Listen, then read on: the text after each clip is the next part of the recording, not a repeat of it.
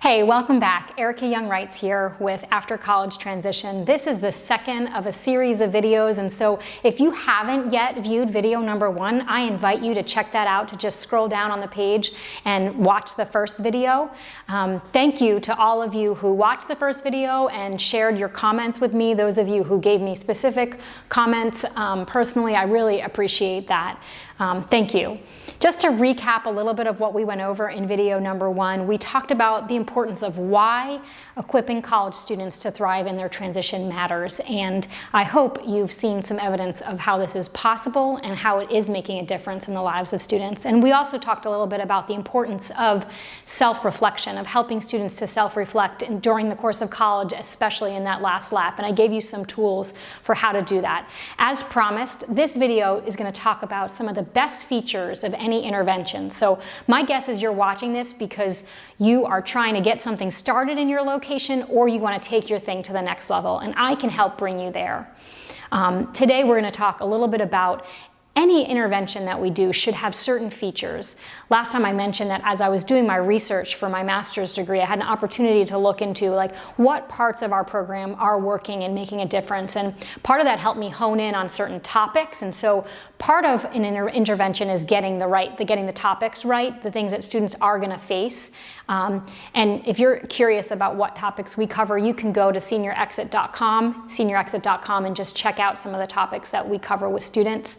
And we've changed things over the years. When I was doing my research and as I continue to talk to alums, I start to realize things that we needed to cover. For example, there was a topic that we didn't cover early on, and that was the topic of family and shifting family relationships.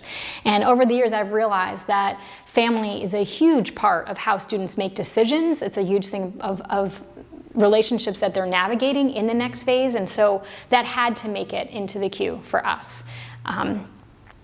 Other things that I learned in my research are some of the best features of programs, and I'm just going to go through some of them right now. One is that anytime we intervene, we can help create a proactive mindset for the transition ahead. Research shows that those who approach the transition rather than avoid it are more likely to thrive within it. And so if we can create spaces for students to start thinking about this transition, they can have a leg up on their peers who are not being as proactive about the transition. So that's a really important feature.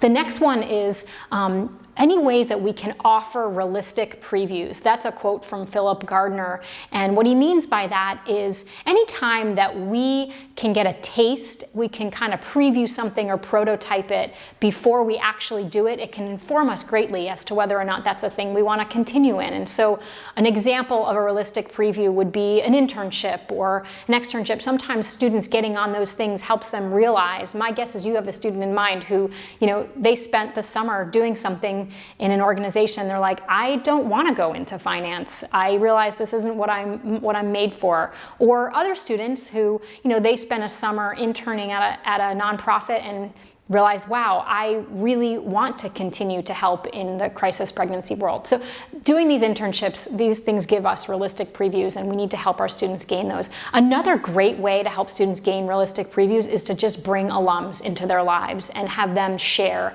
about their experiences. Let them share with students what to expect, and that can be also a great preview of what's to come.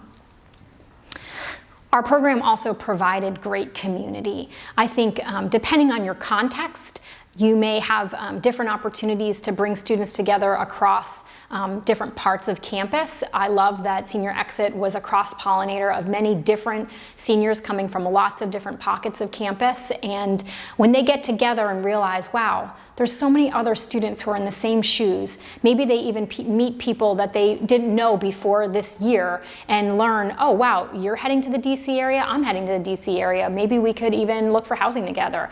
Incredible things can happen when we cross-pollinate students or just even create a special place. I'm a big believer that interventions that prepare students for life after college should happen early on and often. And I'm also a proponent of creating sacred spaces within senior year that are unique just to the seniors and building that community of support for them where they can rely on each other. I know talking to students in that first lap after college when they became alums, something that was so significant was just reaching out to other students they met in the program to hold each other accountable and spur each other on. So creating that community is key. The fourth thing is just giving practical tools. I think it's so important to talk about things from a 40,000-foot view and for students to know why things matter. And they also need to know how to put one foot in front of the other and gain something really practical. And so if our interventions aren't giving them tools that they can use on Monday and Tuesday and in those first steps out of college, then we're missing something. We can wax philosophical till we're blue in the face, but if we don't give practical tools, we're missing it.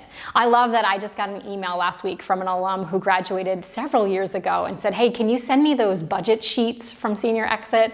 I love that they're using those practical tools in real life, and she's crushing it with her budget. She made a commitment to get out of debt early on and used our sheets to really help make that goal happen. So I'm really proud of her. Another student mentioned that we made up a card that was just like practical points for finding a church after college, and he told us that that card was on his refrigerator for months after graduation until he found a local church. And so we want to make refrigerator-worthy resources for our students so that they have the practical tools they need to be faithful on Monday and Tuesday and Wednesday.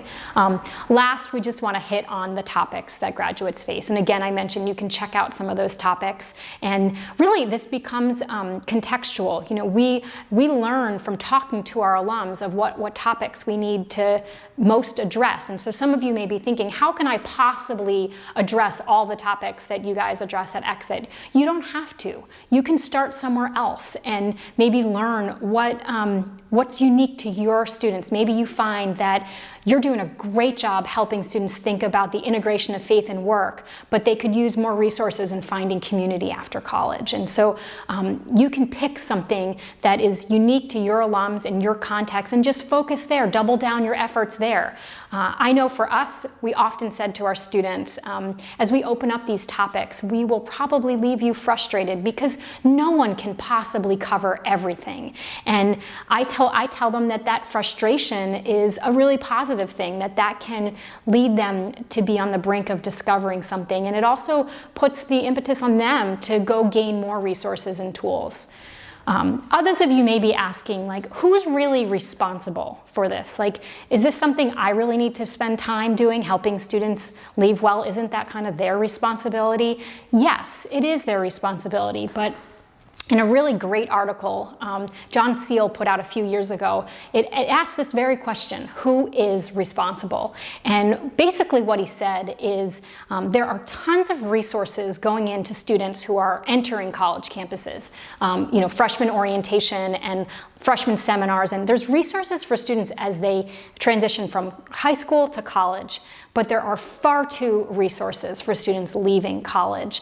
And he argues that we could do far more, that those of us who are in higher ed, student affairs professionals, those at Christian colleges and universities, and I would argue college ministers and church leaders, that we could do far more, that if students are stepping through our doors and we're entrusted to them for their time with us, we have a responsibility to help them exit those doors really well. And so start somewhere. We can start small, we can start with topics that are really unique to our context, but we need to start somewhere.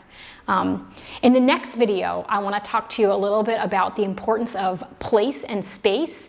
And I hope that these best features get you thinking. I would love for you to comment for a second on just maybe one feature that you're implementing in your context, or one thing that you're going to try in this next semester. So leave a comment in the comment spot down there, and I would love to hear from you. Thanks for viewing this video.